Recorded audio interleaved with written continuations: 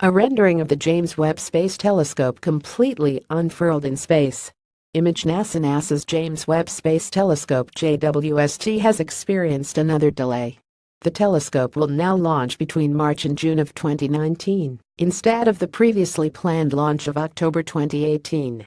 The space agency made the announcement after a new scheduled assessment, noting that the delay was due to the component integration and testing taking longer than expected. The delay is at least partly due to the size and complexity of the Webb spacecraft and sunshield, the agency said. The installation of more than 100 sunshield membrane release devices, factoring in lessons learned from earlier testing, like longer time spans for vibration testing, has meant the integration and testing process is just taking longer, said Eric Smith, program director for the James Webb Space Telescope. NASA has an agreement with the European Space Agency (ESA) to provide a one-year window into a desired launch date.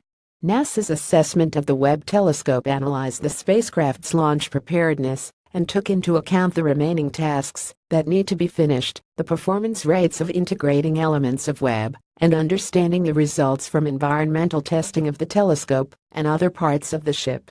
The change in launch timing is not indicative of hardware or technical performance concerns.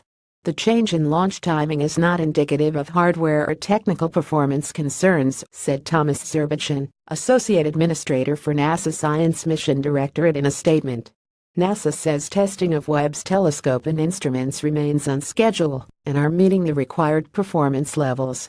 NASA also notes that the change in date of the launch won't affect any of the planned observations and that the program's budget can accommodate the change in date. When it launches, Webb will be capable of seeing deep into space and observe galaxies formed after the Big Bang through infrared. It will also be the largest and most powerful space telescope ever built, measuring 21 feet in diameter, and will be used by thousands of astronomers across the globe.